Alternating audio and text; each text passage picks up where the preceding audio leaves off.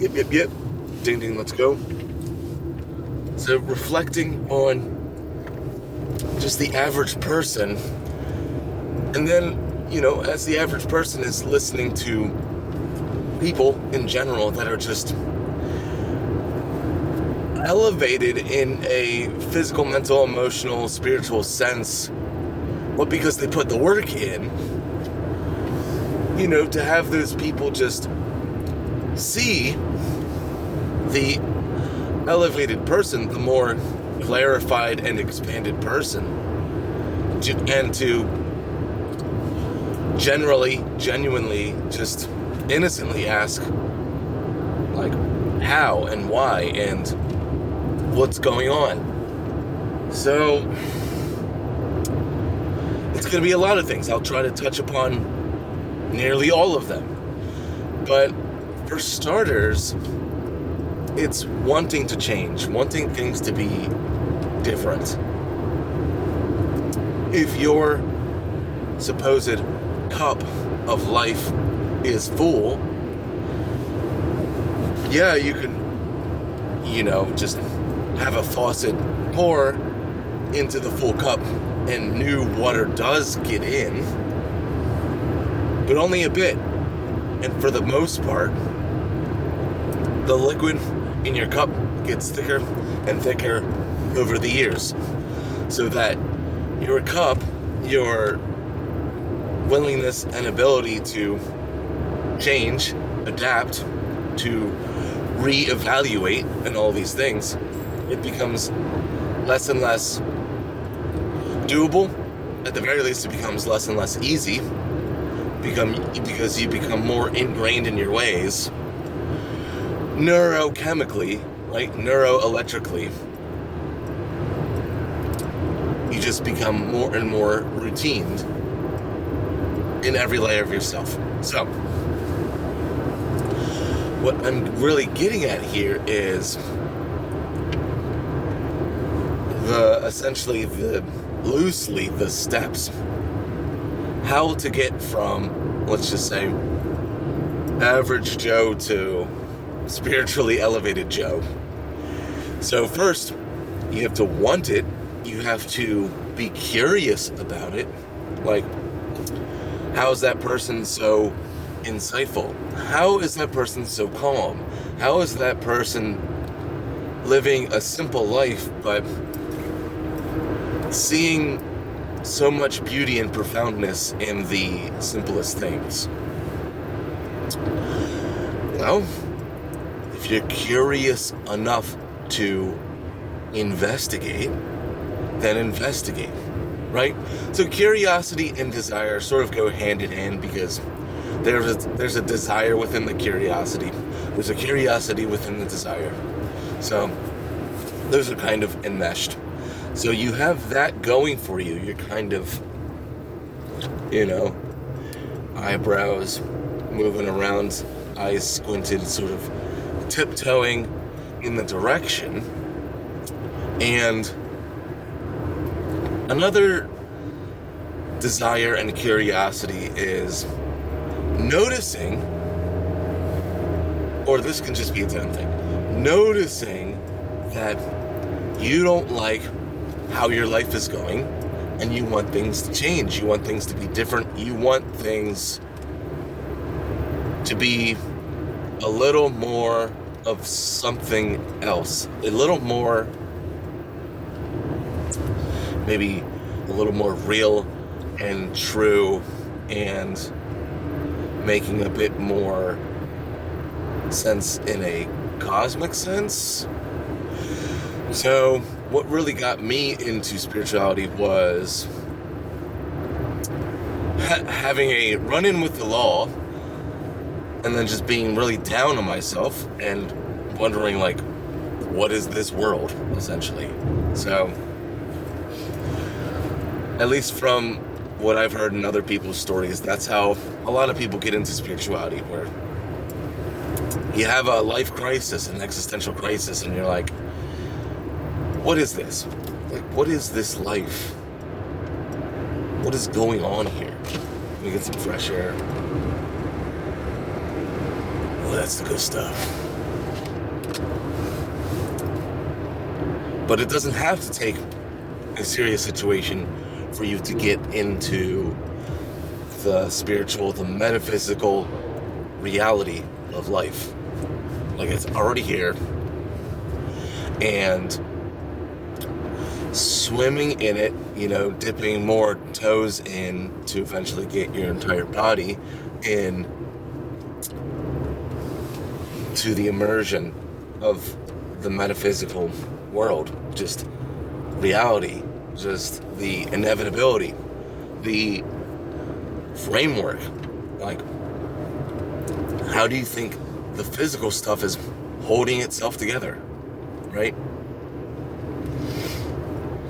It's that metaphysical stuff, that dark matter, that etheric energy, that the field, right, with a capital F.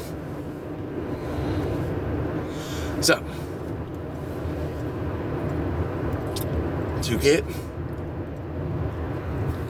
to want to get this spiritual immersion, knowingness, enlightenment is a trap, because the way that it's presented, the way that it's worded, makes it seem like you hit something, you hit a moment, like you get a trophy, and then it's like, cool, I've done it. Now we can hit peaks in our life where it's like, whoa, I had a big shift. I now see my past differently, I see the now differently, and I see the projection of my future differently. This is all vastly different. Like, something happened, something serious shifted. Okay, let me sit with this, let me integrate this, let me give this some time, because this is big, this is deep. I need to unpack this, right? So we can have moments in our life like that, but it's not like like enlightenment, cool. Now from here on out, I'll just be the teacher and give stuff and teach stuff. Cool. We would be wise in not portraying life like that. Spirituality or otherwise, right? The enlightenment of, becoming top dog at your work. CEO, CFO, COO, or I sold my company, got all this money. Life goes on. These are big moments. Celebrate, integrate, necessitate, gravitate, and all those things.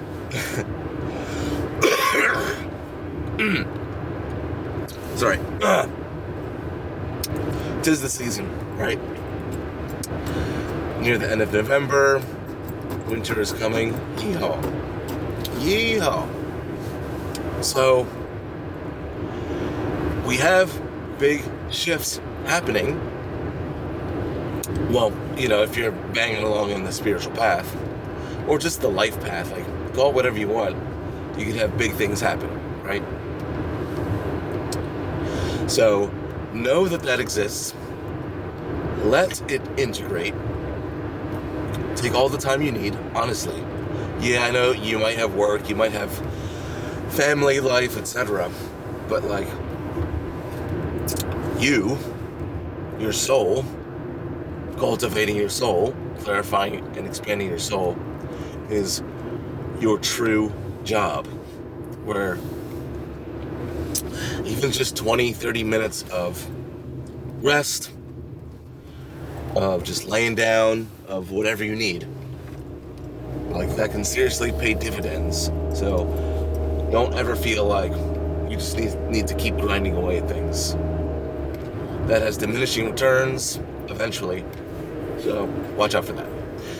Anyway,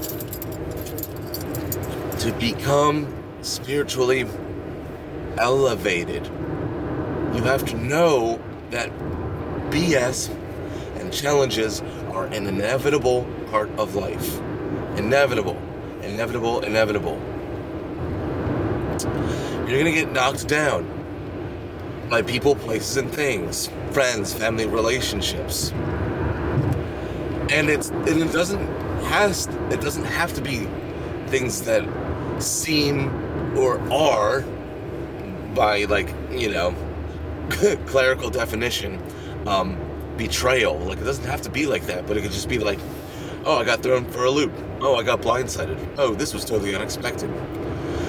Like, it doesn't necessarily get easier when it happens more and more, but it does become more manageable in a sense the more and more we're realizing that challenge and upset and downswings, things like that, are an inevitable part of life.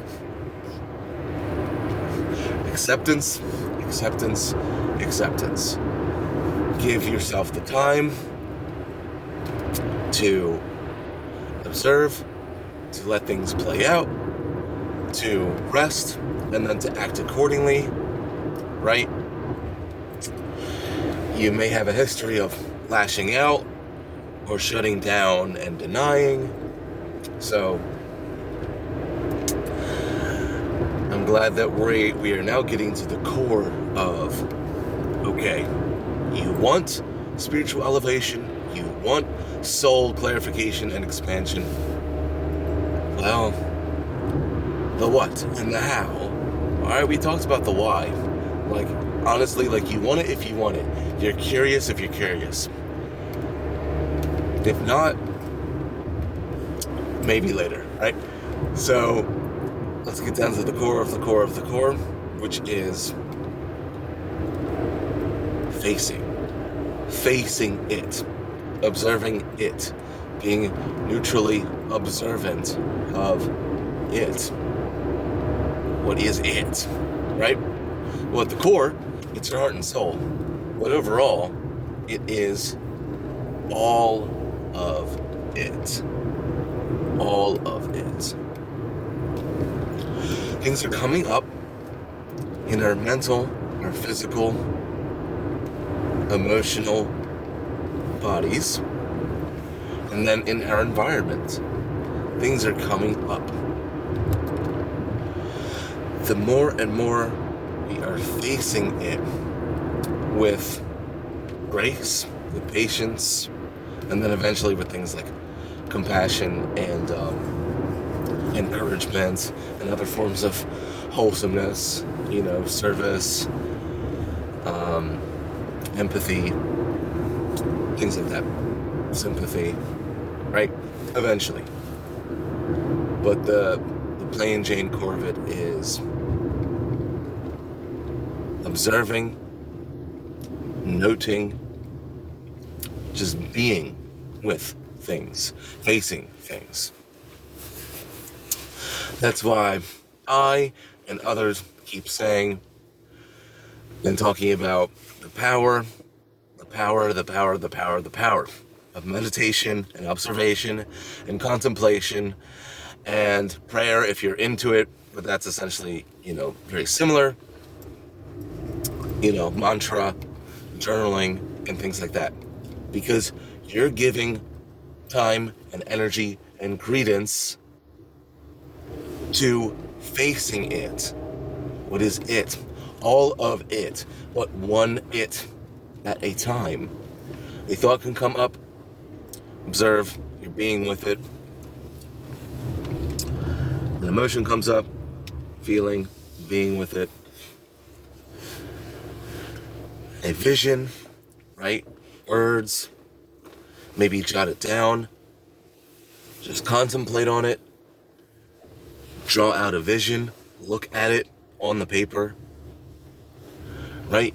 Giving more credence, more attention, more time, more of this awareness, energy, right? It becomes more and more fascinating the more that you do this. where you're like, whoa, I'm redirecting my focus, my attention, my awareness, my beingness to right here, and it's becoming sort of thicker, right? Feel free to search up deep time. I think it's deep time, where it's like the more you kind of swirl into yourself, and I use the word swirl intentionally, it's like,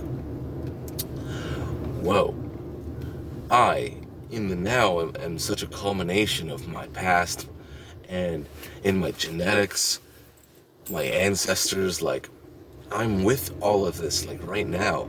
And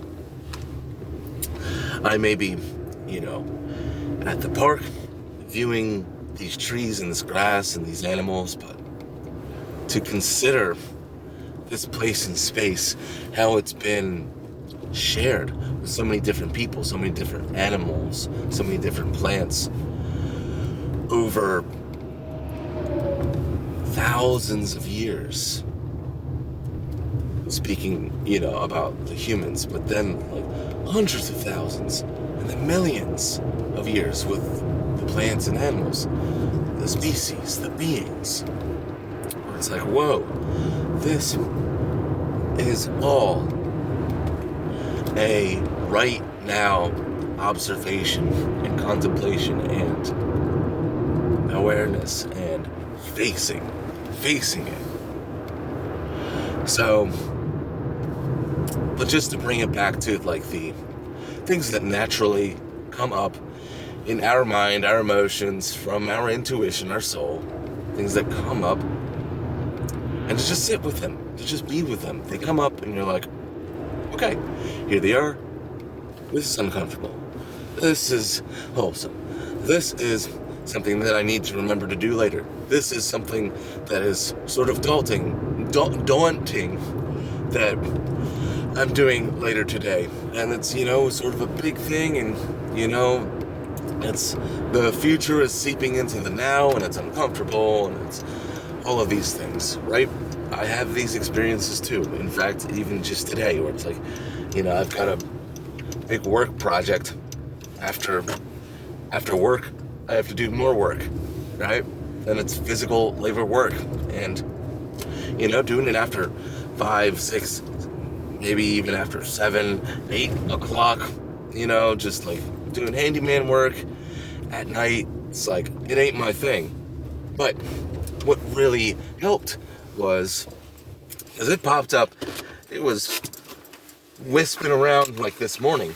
So, and just so you don't sort of drone out while I'm telling this, as a reminder, people talking about personal stories can help you because it's content that you can resonate with, that you can relate with, and you can benefit from it. So the fact that I woke up this morning and it was like, thinking about this job later, like, I hope it doesn't take more than 4 hours. Oh man, like, it'll take 5 hours. Like, oh, geez. And to have those thoughts and those emotions kind of wisping around within me, and I'm like, dude, this is like 10 plus hours away.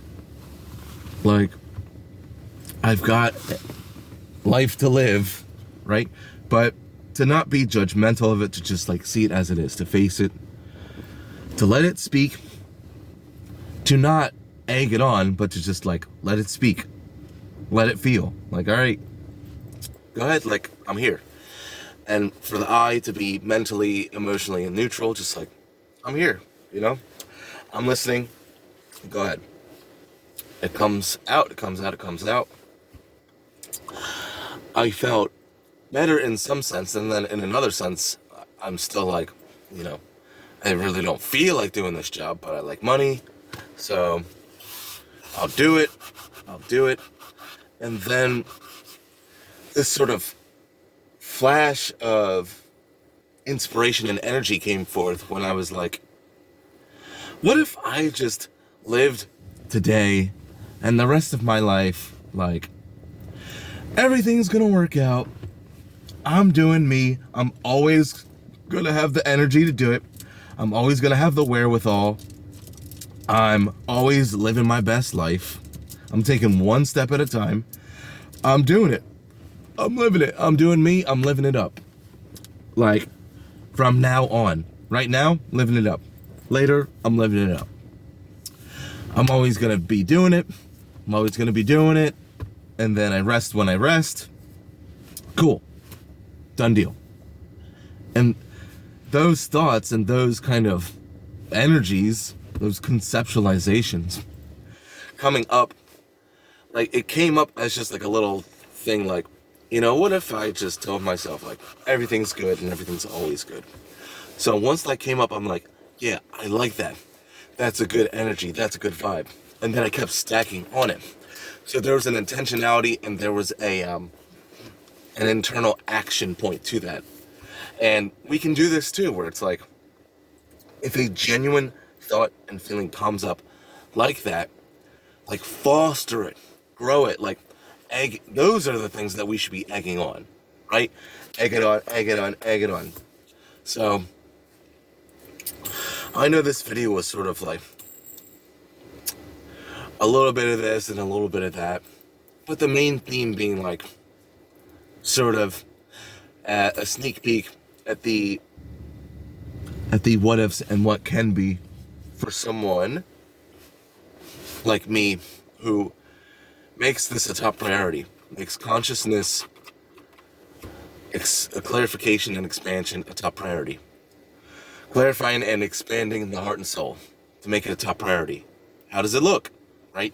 So yeah, I'm gonna go do some other stuff. So much respect to you, much respect to us, much respect to all these layers of self, of life, these gifts that are helping us go, that are helping us become more and more ready and able and willing to take on inevitable challenges, so we become more and more clarified, more and more expanded from the heart and soul level and beyond. Awesome. This is Mr. Mike. Catch you later.